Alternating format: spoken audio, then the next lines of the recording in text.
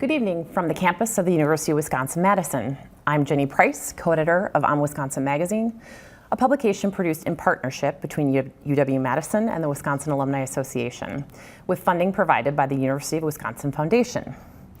In our most recent issue, we explore the many ways political campaigns and voters use social media. Here to discuss that tonight and this extraordinary election are three of UW-Madison's top experts on communication, politics, and public opinion. We ask that you follow along on Twitter and send us your questions using the hashtag #OnWisChat. So let's meet our experts. On my left, Barry Burden is a professor of political science and director of the UW's Elections Research Center. His research and teaching focus on U.S. elections, public opinion, representation, and Congress. Mike Wagner is an associate professor in the School of Journalism and Mass Communication. He's also affiliated with the Department of Political Science. His research and teaching center on how well democracy works. Michael Zenos is a professor of communication science and chair of the Department of Communication Arts. He's also affiliated with the Department of Life Sciences Communication. His research and teaching focus on how the internet and social media may help people learn about political issues, form opinions, and participate in politics. Thanks to all of you for being with us. Before we get started, a quick reminder. UW-Madison and our participants this evening are not expressing partisan opinions about the upcoming elections or endorsing any candidate or party. What they will do is give you informed opinions based on research and knowledge in their fields. So with that, let's get started. Just want to start out sort of the question everyone has that I think that we've been talking about a lot is, what is making this election so unusual this year? So many things. And I think it starts and maybe ends with Donald Trump, who has really turned what we think is a traditional nomination process upside down. This is someone who became the Republican nominee in a gigantic field of 16 or 17 Republican candidates and did it without spending any money, unheard of, without doing the kind of retail politics where you go around shaking hands in Iowa, and without any backing from his party. He had no endorsements of really any Republican members of Congress or anyone in the Republican establishment. And here he is as the nominee running in a general election. Just a massive change from what we've seen in the past. Mike Wagner, how have you seen that play out in the things that you've been watching this last year? Well, I think I've seen, a bunch of peculiar things happen, but starting, I think, as Barry said, with just the rise of Trump and someone with kind of no political experience becoming a major party nominee. And then on the other hand, you have someone who has a ton of experience in a variety of ways, also the first woman to be nominated by a major party. And the dynamics of all of that, I think, have played out in ways that I think appear peculiar, but also are relatively predictable. The numbers between Trump and Hillary Clinton right now aren't that different from the numbers between Barack Obama and Mitt Romney 4 years ago. And so in some ways, the dynamics in this really interesting and strange election cycle are playing out in a way that we often see them play out. And whether they'll continue to go that way, I think, is still an open question. Right. Michael Zenos, social media, as we wrote about in the magazine in this issue, is a big part of sort of communication. And Mike Wagner mentioned the election 4 years ago. How have those dynamics changed in terms of social media use, both by voters and campaigns, from what you've seen? Sure. Well, I think in just about every election cycle that I've studied, there's always some kind of record in terms of digital media. There's more web use, there's more blogs, there's more social media. And I think in the case of 2012 versus now, we see this steady growth in social media, and we see campaigns actually for the first time in a while kind of really lowering features on the campaign website and pushing more emphasis into social media. On the end user side, you have more people using social media than ever before. I mean, in 2012, or really about 2011 was when we hit the crest of over 50% of US adults using social media, and that was a big thing back then, not only because it was a majority, but if you're an Uber nerd like me and you look at these statistics a lot, it was one of the first times that you could really say something meaningful where it was a proportion of US adults instead of a proportion of internet users. And that's just grown from 2012 to 2016, where we now have, it's more like 2/3 of US adults, and we have a large number of people using social media. media. And one of the things too, if you watch social media, is people have had these accounts for a long time, and so their networks are getting larger and larger and larger. And so some people have probably seen coverage of people sharing more media type things and less personal things, and that's a function of people having been in this space for a long time, and there being quite a diverse mix of people who are in that conversation with them, and that really changes the way I think people experience political discourse through something like social media. Yeah. One of the interesting things for us with the magazine was 8 years ago we did a story about, I think we called it e-democracy or digital media, and just seeing how all these platforms have either grown or been invented since then. I think back at that time in 2008, I was just trying to grasp as a writer what Twitter was, so it shows you where we are. I want to stay with you because I know that you're studying how voters get their info from Facebook and maybe people who wouldn't necessarily be looking for political information. Can you talk about that and what you're learning or hoping to learn from it? Sure, absolutely. I mean, I think one of the things that is interesting about this election is, as Barry and Mike have said, it's really unusual. You have a lot of people kind of drawn into this conversation, as you typically do for a presidential election. And a lot of my research has always focused on this group of people that are not really the usual suspects, people who have a passing, moderate interest in politics and maybe don't pay attention most of the time, but will when something like this captures their attention.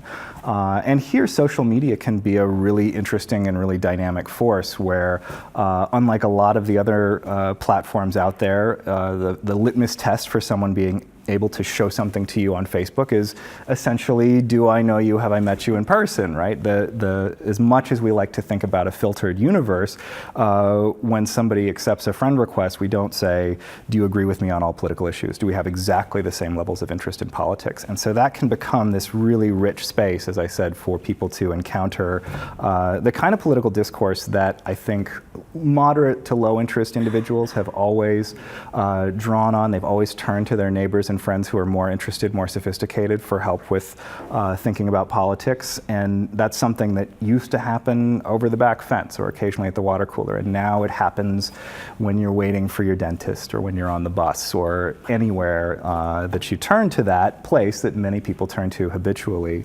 And you can have that kind of experience. You can't do any of those things without running into Trump or Clinton or their supporters or new information about this election. Mike Wegener, I want to turn to you. So, a lot of journalists and candidates are on Twitter. They're talking to each other. Sometimes they're talking to readers or viewers. I'm wondering how all this affects news coverage. And it sounds like there's some interesting work that's even been happening here on campus, kind of taking a look at how that's played out in this election. Yeah, that's right. Some people in my department and in Barry's department of political science have kind of joined together to do some work. I edit a section of a journal called Political Communication. In that section, we had a piece written by Devon Shaw and Chris Wells in journalism and John Peavyhouse in political science and a whole host of graduate students in our department as well that looked at Donald Trump's behavior on Twitter and his behavior in the regular news media. So we've kind of had this impression that Trump is this social media candidate and tweeting is what's driving all of the attention to him. And that's true to some extent, but Trump also engaged in what these folks call hybrid media campaigning. He was super available to be on the Today Show, Good Morning America, CBS This Morning. He was available to be on late night shows. He was regularly holding news conferences. Instead of giving a campaign speech after some primaries, he would just hold a news conference and they would air it on television for a long time. But he also would tweet a lot when he wasn't getting much attention. And when the tweets that he sent out got a lot of attention in terms of retweets, now all of a sudden the news media were picking that stuff up and were covering Trump with even more frequency. And in a race where you got 16 people vying for the Republican nomination, taking up all the airspace by getting covered a lot was a big advantage for Trump. And I think was one of the things that helped him get to the nomination. I want to jump in because we've got some questions coming in now. Right. And you mentioned 16. Well, now we're down to 2. Right. And one of the questions we have... Or 4, depending upon... Yeah, I'm sorry. You're right. One of the questions we have 2 major party candidates. One thing we have coming in, a question we have coming in says, it seems like there's every interest for media outlets to only drive a horse race narrative. How do we change that discourse? Does anybody want to tackle that or talk about the factors that might be influencing why this reader feels this way about the coverage that he's seeing? I think social media contributes to that tendency, which already existed in broadcast media, but because social media tend to be visual and fast-moving, it emphasizes polling results and trends and the latest updates. And now we have really an industry of data journalists at places like 538 and the New York Times Upshot that are emphasizing those kinds of analyses. And you can do a deep dive into the horse race coverage, and that becomes a story in itself, how the polling was conducted and what the forecasts say. So I think social media are feeding into that to some degree and make it harder for people to find the substantive content they might like. I guess that gets into a little bit to one question I had. I mean, it seems like what we discovered in our analysis of this or article is that there are definitely some downsides for candidates and voters and some benefits too. What are we, starting I guess with the positive, what are the potential benefits? And I think Mike Zeno's got into that a little bit with maybe what he's looking at, but as people who study politics and communication, I mean, what is good about these tools that we have as voters to access information? Anybody want to take that? Well, go ahead. Yeah, sure. So I guess, I think one benefit is when we think about broadcast television, and cable television especially, and internet behavior that's not social media, I can pick where I go.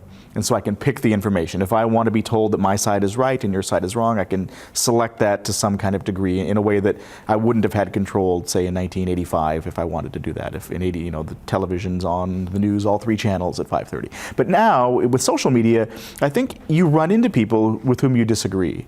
And some work some folks in our department have done looking at Marquette law poll data over time suggests that people who use social media, even people who really care about politics, are a little more tolerant sometimes of the other side, and we're also more willing to engage in conversations with people on the other side. The Marquette poll shows that, say, during the period of the recall of Governor Walker, fully 1/3 of the people in the state said, I stopped talking to somebody because of their views about the recall, one way or the other.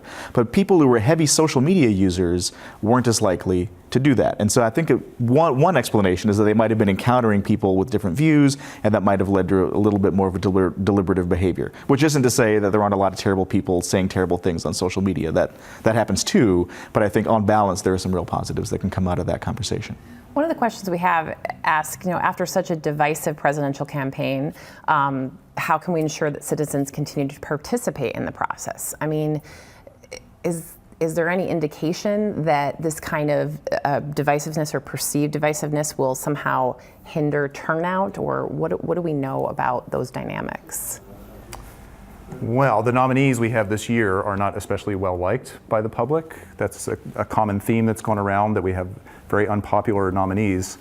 It's not so much that people dislike both of them, it's that they really dislike one of them. And there is some set of people who aren't fond of either in particular. But people have sort of, in the public, have backed into camps that make them strong supporters of their own candidate and really intolerant of the other. I think that makes it harder to reconcile after the election's over. The kind of honeymoon phase and good spirits that people often had in the past, I think, are tougher. And you see that even in tracking presidential approval ratings over time. They obviously bump up and down for individual presidents, but the gap between what Democrats think of the president and what Republicans think of the president has grown over time, such that now Obama has sky-high approval ratings from Democrats and Republicans' ratings of him are in the basement. And so it just doesn't leave a lot of room to try to convince people to give you a chance. I think the other thing that sort of comes out of that is one shift in the work on people who study partisan polarization has kind of gone from looking at the differences in attitudes people have to just the active dislike some people have for the other side, kind of an affective partisanship. So I like my side, but I really hate the other side. And that, to the best we can measure it, seems to have grown over the past several years. And I think just for people living out on planet Earth and spending time on Twitter or Facebook, I think they see some of that too. Yeah. So, we said at the, I'm sorry, go ahead. Go ahead. I mean, I was just going to jump in though and say that I think, the potential positive benefit here through social media is right in line with some of the findings that Mike was talking about and others that I've found in my own work, is that, there's a fundamental nature to that interaction over social media where maybe you are in one camp or maybe you have friends who are in another. And there's great research on the extent to which, political interactions through Facebook can definitely be bad, but there's a sense in which those interactions are in some way governed by this fact that you have something in common with this other person, right? You see these terrible memes that come into your feed of, from your in-laws saying things about your candidate that you think aren't true and so on, but you can't expose yourself to those things. You can't interact with them without also being reminded that, yes, you're related to this person, or you work with that person, or these are other people in your community. And I think that's the real potential benefit for social media in helping people see through and across those differences. It can definitely go badly, but I think there's potential there. So one of our questions talks about how social media plays a bigger role in the election, and does that mean more young people will vote? And I'm interested in your answers to this question, not only because we have some students here in the room, some of your students, but also because you're interacting with these potential first-time voters or second-time voters every day. What's your take on that and their interest in being part of this and voting? My sense is there's a long chain of events from being active on social media to being a voter. And I think I first saw that with the Howard Dean campaign in 2004. It's really one of the innovators in fundraising on the internet, using the internet with meetup.com to bring people together in physical interactions, and people volunteering for his campaign, providing content for his website and other kinds of things. But it was really difficult to turn those click activists or clicktivists, whatever you want to call them, into actual voters. And I think that's still a concern. It's true that Twitter and Facebook can be used by candidates to provide people with information. Here's how you cast a ballot, here's how you become registered, and that's a helpful motivator. But I think there's still a long way to go between using those things on a kind of passive or even active basis and actually getting out and casting a ballot. How about either of you on this? I would say that's true, but there's also this kind of generational trend that I think we need to be aware of, where Dean voters are a certain generation, and I think that there are younger first-time voters in this cycle who have digital media changes. It's very fluid, and so for young people who are just figuring out the political system and the political world and their political opinions, social media is a big part of it's a natural part of their lives. Like, they're not migrants to this digital space. They've lived in it their whole lives. And so I think there's some potential for that to change. I mean, I know in my work with young people in the US and in the UK and Australia, and we were looking at people as young as 16 in these three countries a couple of years ago. And we really found that for young people going through this process of finding themselves politically, social media has really become a big part of that. And so I think as we see those generations shift, there are things for us to keep an eye out for. Yeah, I think that's right. And I think it speaks to how rapid some of the changes have been. And I think it makes us in some ways want to overestimate effects, and in some cases poo-poo them and ignore them altogether. And so you can think, well, gosh, Bill Clinton has a campaign website. Wow, that's amazing. And then Howard Dean is raising money on the internet. Barack Obama announced his vice presidential pick by text. And now that sounds ridiculous to think that was cool, but 8 years ago that was a thing. And now all these things are still happening. Hillary Clinton and Donald Trump and the parties text their supporters regularly and give them opportunities to give money and remind them to vote. And all those things happen. But whether they're uniquely driving people to vote who didn't grow up in that environment, I'm not so sure. But I think amongst young people, I think that's probably quite right. There's been a lot of discussion about fact-checking, and you're actually teaching a class on fact-checking this semester. But who's responsible for that? And I see a lot of reporters fact-checking on Twitter, like, constantly. And now CNN has even invented sort of a panel on the bottom of their screen to do so. But then you see voters complaining on social media that the media isn't doing its job. And so I'm curious how we can explain this, what seems like a disconnect in some ways. Well, I think, part of this has to do with what's the media.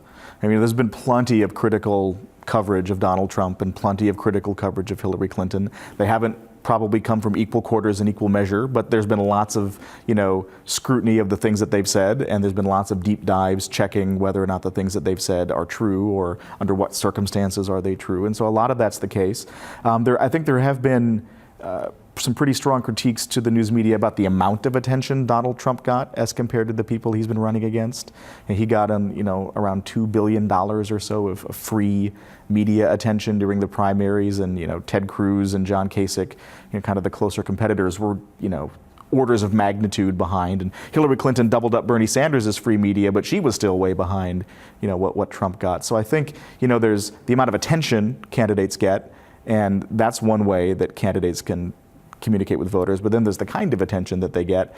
And increasingly, over the last couple of days, I think Trump has faced more scrutiny in terms of the fact checking and from more quarters than he has. And, I think the Twitter explanation of that is Donald Trump held this press conference and talked about his hotel for a while, and then said Barack Obama was born in the United States, period. And that was that. I think a lot of reporters on Twitter were angry about that. Networks were angry that they'd put that up on their air for a while, him promoting his hotel. And whether or not you can say there's a one-to-one relationship of that response and increased scrutiny of the things he says, I'm not quite sure we should believe that, but that's the explanation that's being put forth so far.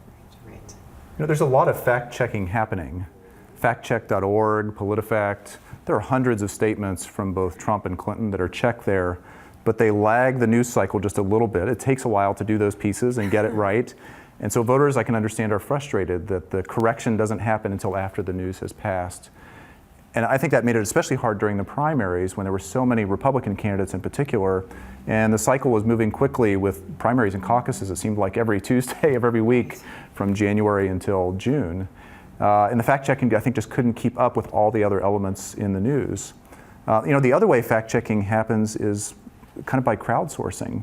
People using a second screen, watching a debate, and offering up their own corrections on the fly. Maybe they're not experts or journalists, but there is this kind of community of discussion that happens to try to adjust what they think the candidates are saying to the truth. And of course, when there's a fact check, that doesn't mean the candidate's going to accept it, right? PolitiFact could say that statement is false, your pants are on fire, right. And the candidate can just keep saying it, and then reporters are stuck. Well, do I report what the candidate said and then report, well, gee, that wasn't true, which research suggests then highlights in our minds the thing that's not true and makes it even harder for some of us to reject the thing that's not true?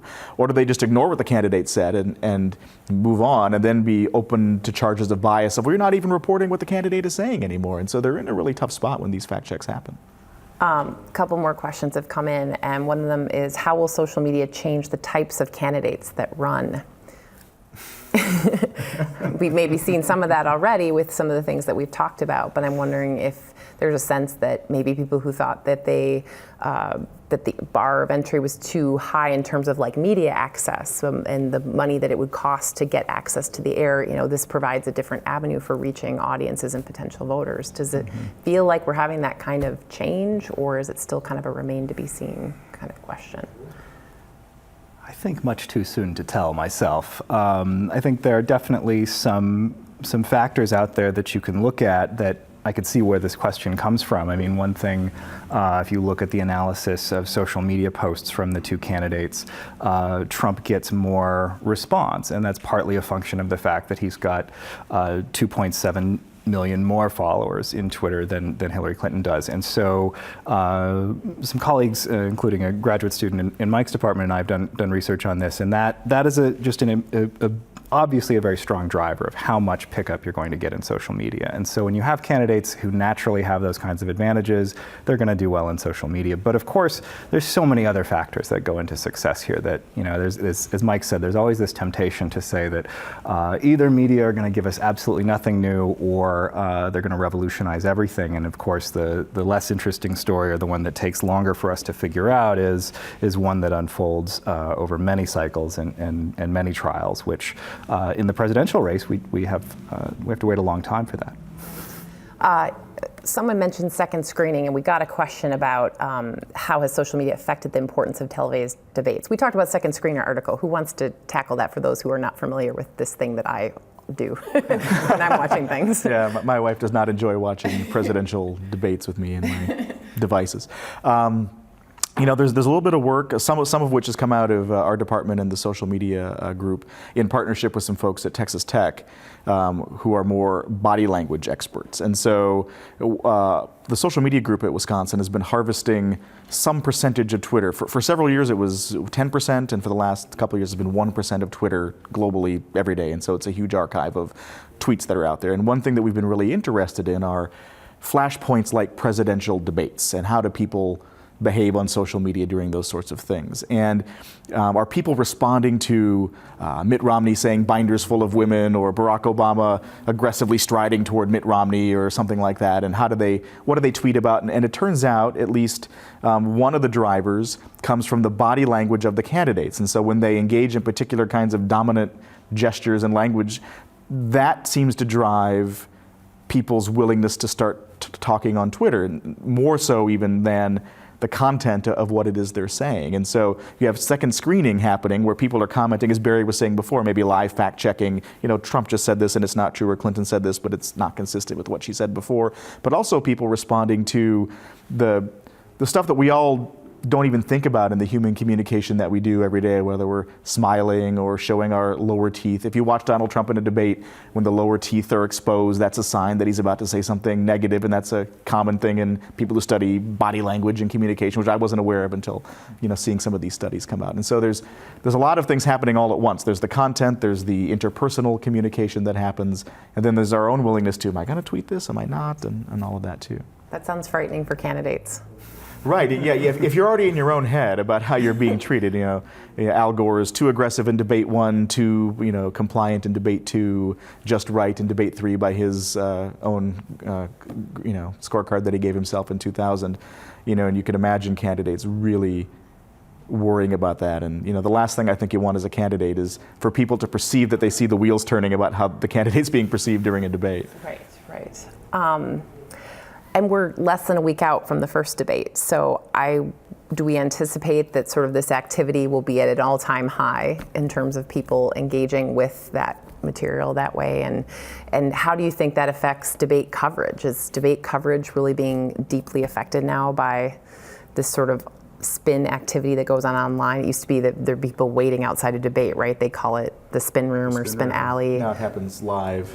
Right, yeah. It's before it's even over. So I'm wondering if that's something that we think will hit new levels next week, and what you're maybe expecting otherwise out of this first debate. I think Mike had it right. When there's each new thing begats a new record, and I imagine that's what we'll see in this first debate. So as long as we're talking about debates, question, what are we going to expect? Fireworks or calm? I know that the topics have been announced, and I did write them down. Let's see. They've been announced, and the topics are America's direction, achieving prosperity, and securing America. Those sound pretty broad. What is your sense of what each candidate needs to do, or might be sort of how they might be approaching this debate from what you've seen them do so far? Well, we know what Hillary Clinton is doing. She's preparing in a very serious way with the traditional debate camp, having experts come in and give her advice, tracking footage of Trump in previous debates to learn what his strengths and weaknesses are. I think even consulting with psychologists and a whole range of people. She's that kind of person. She's been in public life a long time. I think the concern for her might be coming off kind of boring or technocratic rather than inspiring, and so that's a challenge. Trump, I think, is the greater uncertainty. We've seen him in many debates through the primaries and caucuses. And there he was Trump being Trump, pretty unscripted, not prepared in the way that we think of candidates traditionally preparing with briefing books and getting up to speed. But we've also seen him change in the last month or so, I think bringing in some new staff to his campaign, bringing some discipline to his message. He's indicated he's not interested in boning up on policy, that he thinks he's capable as he is. But I don't know that we know right now what version of Trump we'll get, whether it's the one that was so successful for him from January to June, or whether it's the new one that's been introduced over the last few weeks. And that's an uncertainty that the Clinton campaign has to prepare for. But I think it will drive a lot of interest in the debate and this second screen phenomenon. It's joyful. People enjoy watching what's happening. Social media are made for live events. Yes. And you think with DVRs and streaming video, people don't watch live events anymore. They do. It's things like sporting events, it's politics, and maybe the Academy Awards and the Emmys.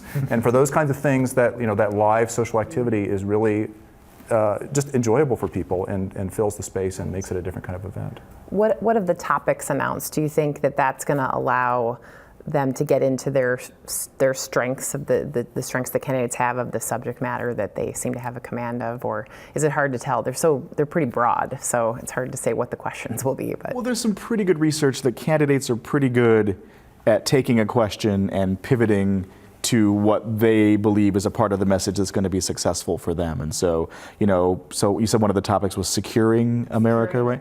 So you can imagine Hillary Clinton quickly pivoting to, I was in the room when Osama bin Laden, was killed, or Donald Trump pivoting to, the kind of the law and order message he's had more recently, and talking about the way he's dealt with what happens when terror attacks have happened. Usually he'll say, I called it, or I said that was going to happen, and we got to stop it, and we've got to get tough. Those are the kinds of things he says, and I imagine that he'll pivot a question to that sort of thing. Because candidates, I think, are, they would rather spend more time talking about things they think they're evaluated favorably on than the other way, and they're pretty good at controlling that message. They should be really good at it, right? It seems like it. We have another question. Is there added value of looking into polls amongst likely voters compared to registered voters, and how should one interpret these polls? Be cautious is one piece of advice, especially right now. After Labor Day, the pollsters begin to change their methodologies. Most of them have been interviewing registered voters throughout the process, and now begin to screen those respondents more carefully to look only at likely voters.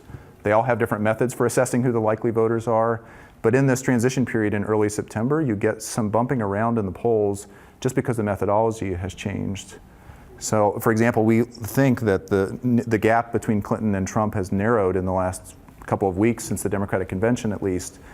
Some of that's probably real. Some of that is also probably a change in methodology.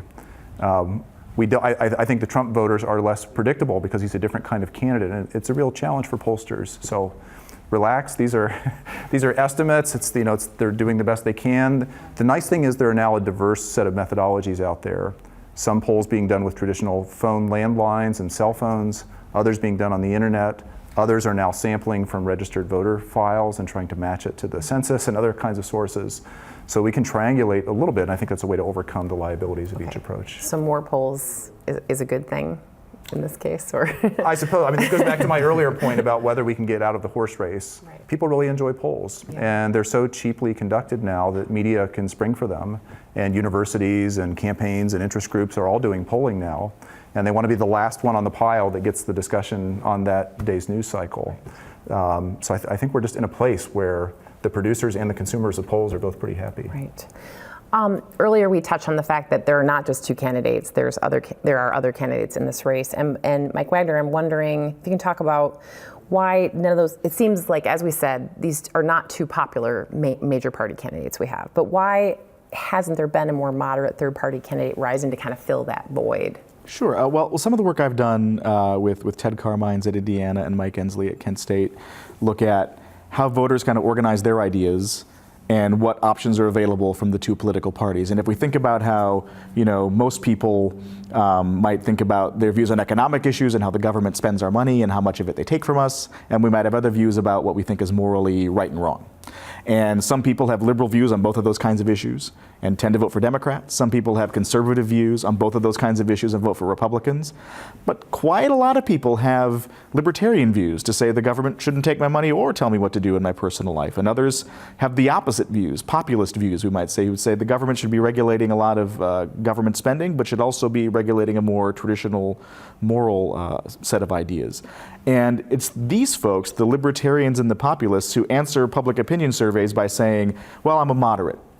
But they're just as different from each other as liberals are from conservatives. And so when we wonder why doesn't a centrist third party rise to fill this void, it's because a lot of the moderates are really different from each other. They just don't have candidates that have a great chance of winning.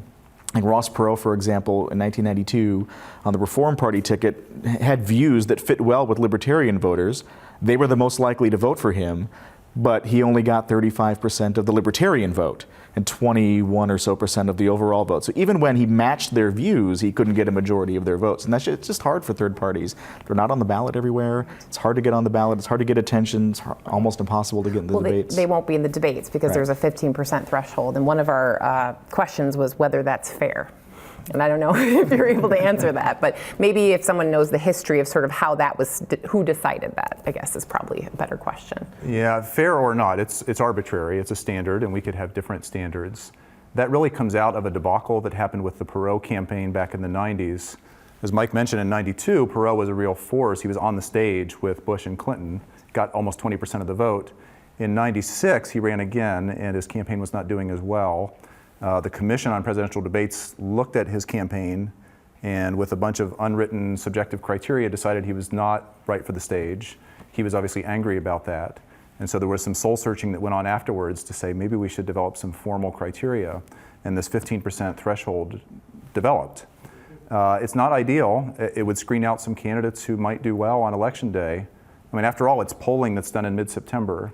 Election day is November 8th. So there might be candidates who are just under the 15%, but could have a good showing by election day. In fact, Jesse Ventura, who won governorship in Minnesota as an independent candidate, would not have been in the debates in Minnesota had the 15% rule applied. But there were a whole series of debates, and that was really the traction he got to end up winning that race. You know, one standard that might be reasonable is, are candidates on enough ballots to win the election? And then why don't we use something like the Federal Election Commission's threshold for getting public financing? And that's 5% of the vote in the last election. So I think there are a variety of standards we might cling to, but they're all going to be arbitrary. Someone's going to be unhappy, obviously. So we're a little over halfway through, so I just want to remind people, if you still have questions, please send them on Twitter to #WisChat. And I also want, if you're just joining us, we're here with our UW-Madison election experts, Professors Barry Burden, Mike Wagner, and Michael Zenos. We have another question. What role do you think gender will have in the debates? Who would like to go first? It's the first time ever in this situation, so there's not history to base your answer on. So it's, I guess, more prognostication, or maybe based on what we've seen when Hillary Clinton ran in the primaries in 8 years ago, I guess. Did we see anything there that tells us how this might play out? There was a moment further back than that when she ran for Senate in New York, initially against Rudy Giuliani, who dropped out of the race, and then taking his spot was Rick Lazio. And there was this confrontation on the stage in that debate where he actually left his podium and went over and addressed her and tried to hand her some papers and get her to agree to something. And it looked aggressive, I think, and it sort of became a gendered moment where it looked as though a man was trying to, impose his view or sort of be physically aggressive with her, and I think worked to his disadvantage and probably helped her. She handled that situation really well. So she's probably learned from that, things happen and get interpreted in different ways when one of the candidates is female rather than male.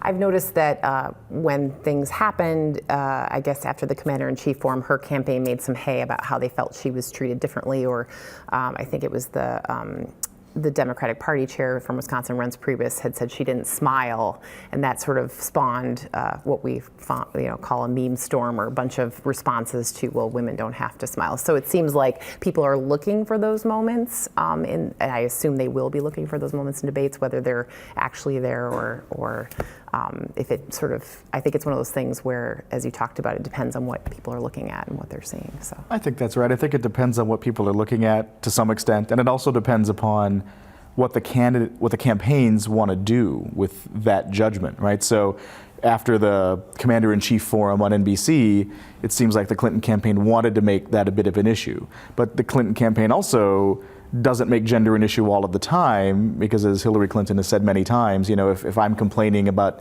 gender issues, it's going to be hard for some people to see me as a strong leader or a commander-in-chief. And so, it's kind of a tough road, I think, or a tough kind of tension for them to think about on that side. And then the same, Trump seems to, in some of the debates, kind of live that internal monologue out loud, and will even say, well, I'm not going to be tough on you, or maybe I'm going to be tough on you, and that sort of thing. And that we may see some of that, but that's all, pretty big speculation, I think, at this point. This is not, there's no segue for this, but we got a question from someone who said they were truly curious, what news sources on politics do you all follow? I guess people looking for some guidance going into the closing weeks here. I don't know if that's something you want to talk about, but I always ask people that as well. All social media. That's all social media. I suspect we're all omnivores. Actually, a lot of people are. They get their news from multiple sources. And I like that. I mean, it's sort of the triangulation in polling I talked about a moment ago you can do with news sources. mean, I think if you're into Washington politics, you have to check in on the Washington Post and Politico, maybe The Hill, sources like those. Actually, the Washington Post does a very nice email blast every morning called the 202. It's a really nice service. It just arrives in your inbox. You don't have to do any searching for that. That gives you a rundown of everything happening in their paper and elsewhere. So those are places where I usually start the day.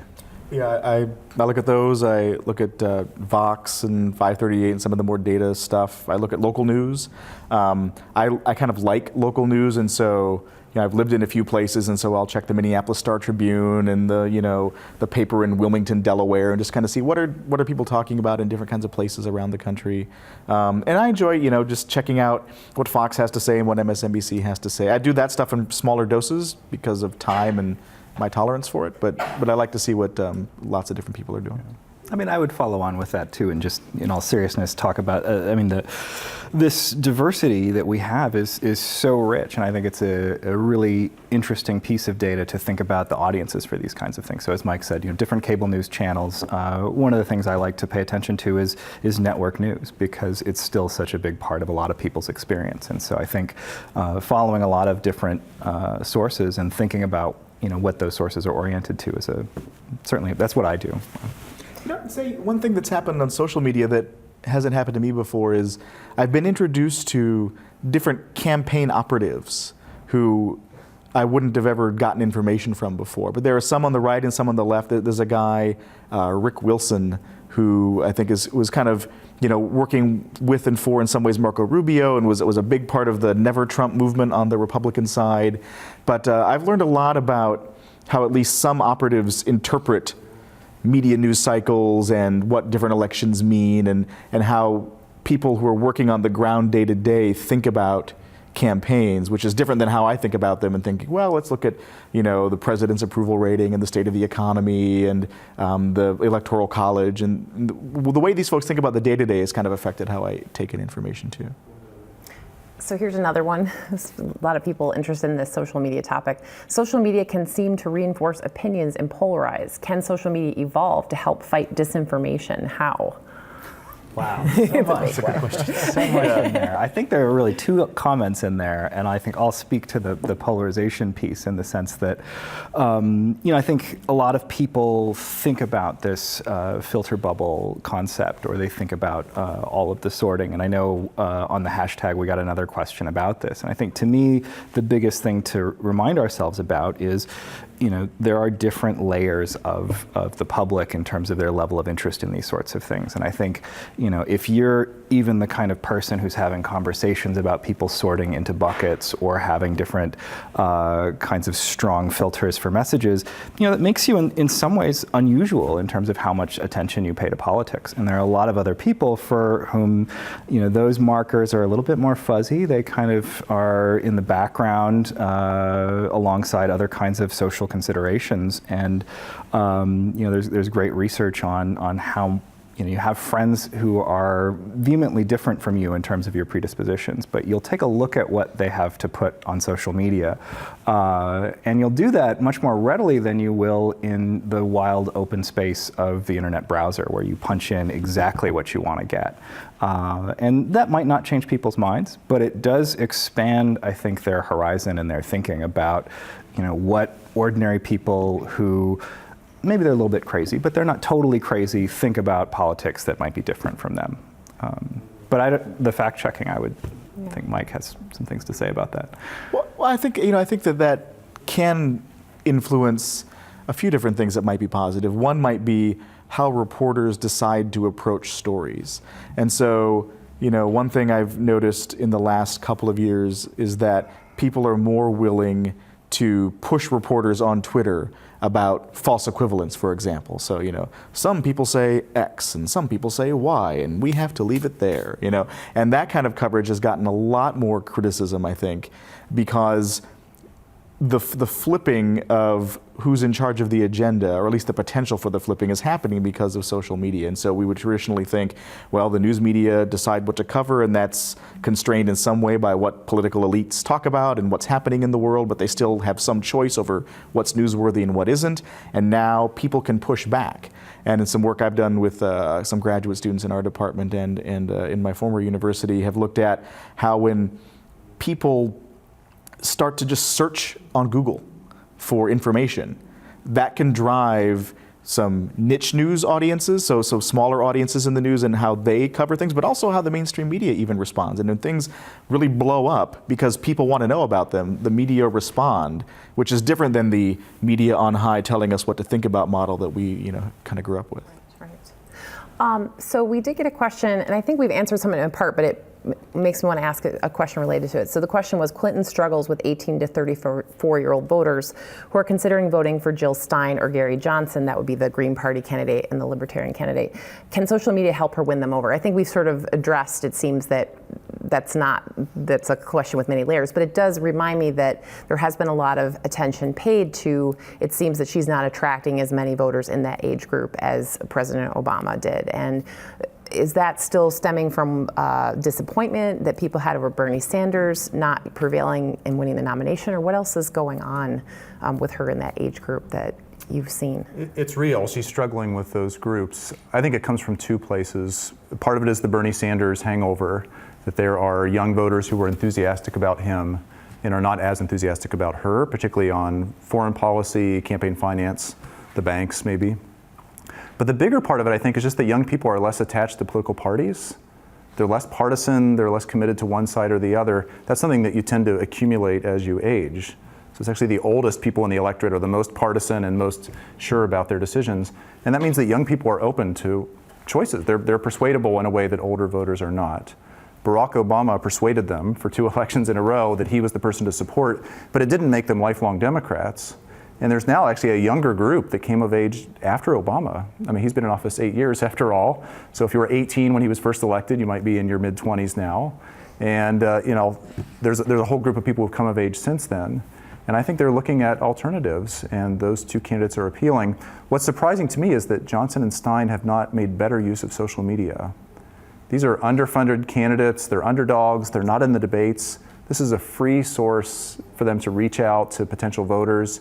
They could be funny, they could be irreverent, they could use memes and other kinds of things to drag young people in. And yet they're each under 1 million followers, far under 1 million followers on Twitter.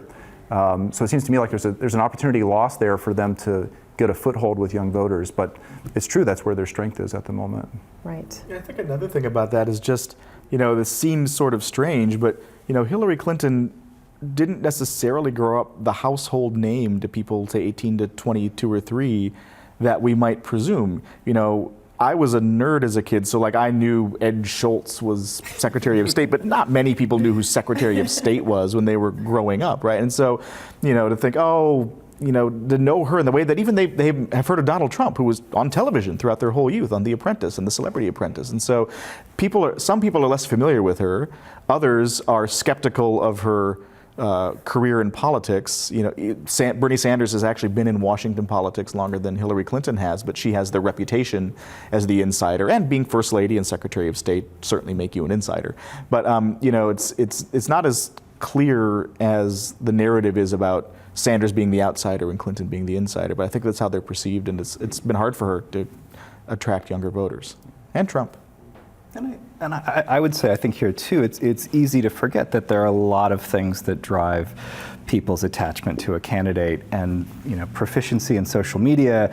There are lots of great examples of candidates making gaffes with young people in social media, and kind of trying doing that thing that older people do, where they try to adopt something consistent with young norms, and it goes badly. But that's, at the end of the day, not how people choose candidates, and it's just a communication medium through which that stuff plays out.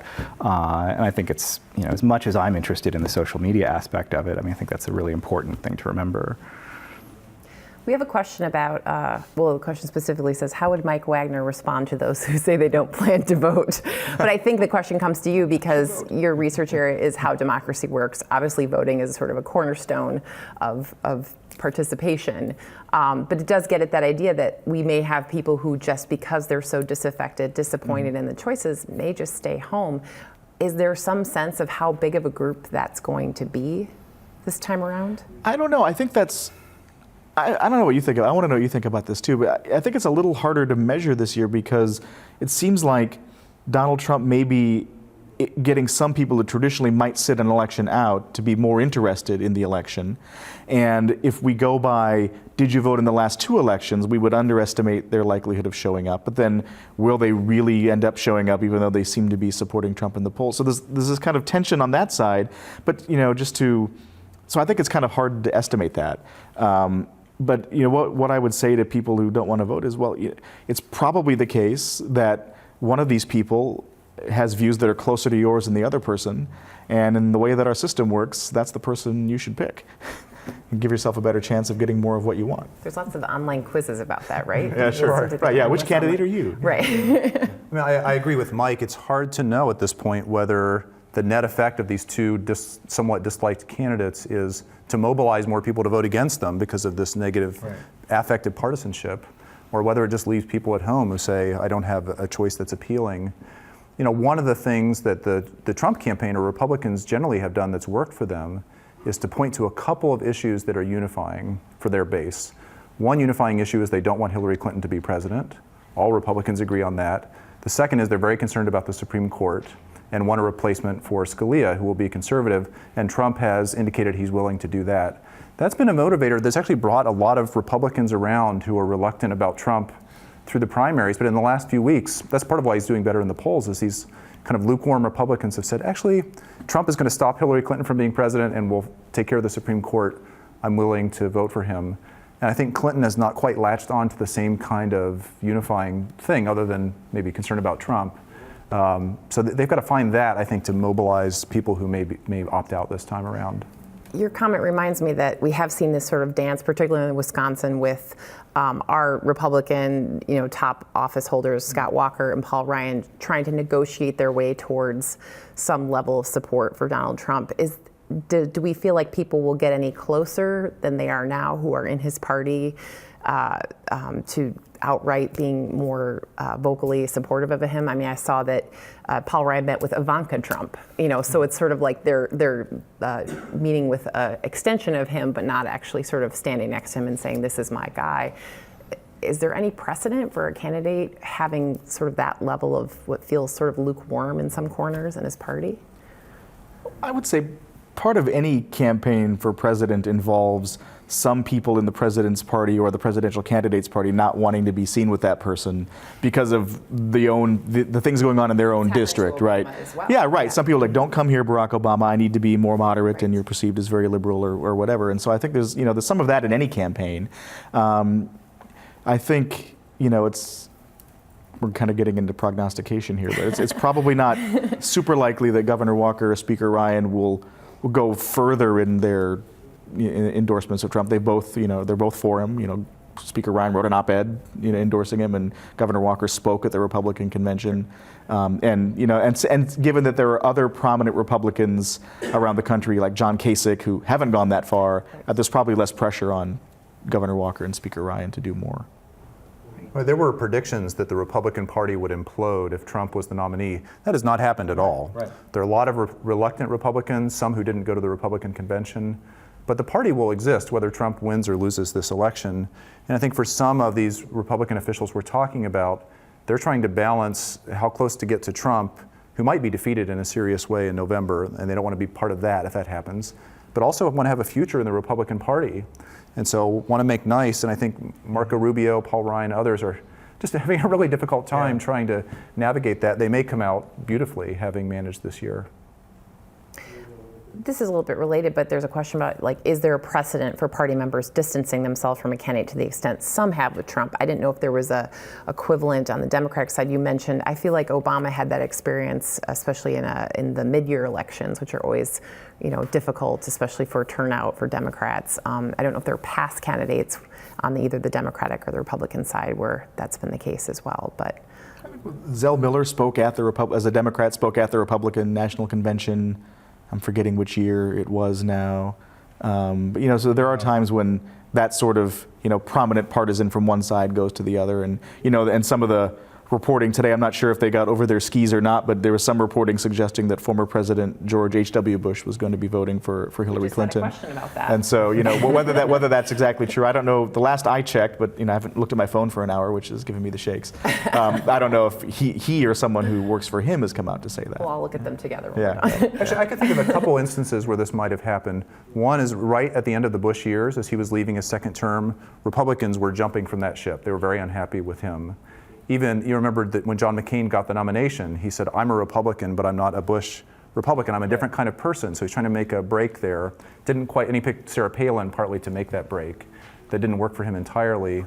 I think also during the Clinton years, there were Democrats, particularly in the South and more conservative districts, who were running away from Clinton as hard as they could after the health care failure in the '94 elections went against him.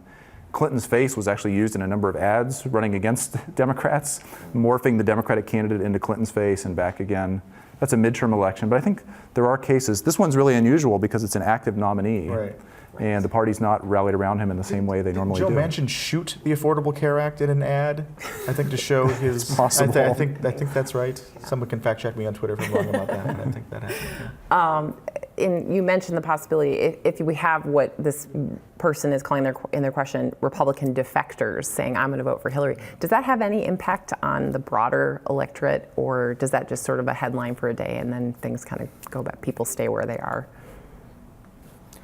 Well, I think that's an open question, right? I think the argument for it is that some people take their cues from political elites that they trust, and if someone like a former president of a party said, I just can't do it with this guy, that could matter to some voters. And on the other hand, he was president a couple of decades ago and didn't win re-election, and so do I want to take my cues from that person? Is an kind of a monologue people could go through in their heads, and so I don't know which way that would go. So we have another question, and we've touched on some of this, but this does seem to be a question that comes up again and again, so I'm going to ask it because I think it's phrased differently, and I think we can talk more about it. Regardless of who wins the presidential election, this person asks, how can we go forward knowing our country is so deeply divided? How can we work to unify politics in the future? Is there any roadmap in a past election that felt this divisive, as this person says, for kind of what happened in the aftermath and how work gets done and bills get passed and problems get solved and that kind of thing? Does someone want to be the optimist? I have the pessimistic view. Go ahead. I mentioned partisanship growing even in things like presidential approval ratings. The fact that the House of Representatives comes from a different place than the presidential election comes from, they're just relying on different constituencies, makes it very hard, I think, even for a Republican President Trump to work with a Republican Congress. I don't see it. I mean, there have been opportunities for unifying events in the past. We might have thought that 9/11 was one of those.